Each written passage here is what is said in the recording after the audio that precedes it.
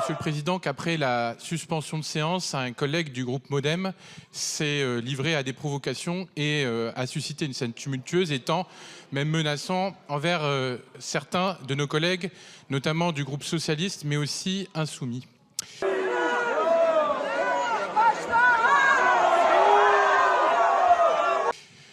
Je dois dire, Monsieur le Président, que cet incident intervient dans un contexte de forte tension provoquée notamment et en grande partie par l'obstruction du socle commun.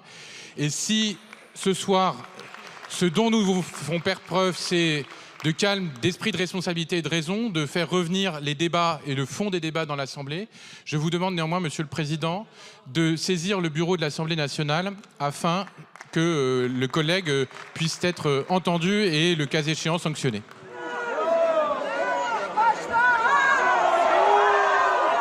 De l'article 100 de notre règlement. Ce que vous êtes en train de faire est une provocation. Et je voudrais juste dire très calmement au président Fesneau, parce que je crois que c'est important que ça soit dit dans cet hémicycle, et j'aimerais, Monsieur le Président, que vous me laissiez le dire. Il n'y a aucun rapport entre le fait que des votes soient publics. Je crois que nous sommes toutes et tous ici représentants du peuple. Nous ne sommes pas dans un conseil d'administration. Il n'y a aucun rapport avec le fait de recevoir des mails. Et comme nous, à cause des cibles qui nous sont mis dans le dos, d'avoir 10 000 appels en 4 heures sur nos téléphones, d'avoir nos familles appelées, d'avoir un député qui a dû déménager 2 fois, d'avoir des menaces de mort comme celle sur Jean-Luc Mélenchon, avec des personnes condamnées pour avoir tenté de l'assassiner avec un lance-flamme. Voilà de quoi nous parlons. Voilà la violence dont nous parlons. Donc, s'il vous plaît, ne comparez pas des mails qui essayent, avec des citoyens qui essayent de se mobiliser pour quelque chose, encore une fois, qui touche leur chair, et ce que nous vivons du fait des attaques que vous mettez constamment contre nous. Voilà la différence fondamentale. Madame la Présidente. Et je veux dire une dernière chose, Monsieur le Président.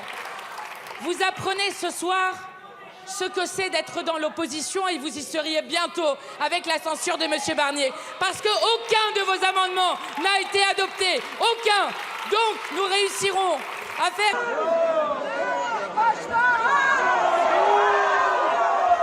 échouer cette réforme de la retraite à 64 ans et nous censurerons M. Barnier. Je vous remercie. Merci, Monsieur le Président. Ce qui s'est passé tout à l'heure dans l'Assemblée nationale est extrêmement choquant. L'un de vos collègues, en effet, a menacé d'abord notre collègue socialiste. Puis, alors que je lui demandais de quitter l'hémicycle, est venu...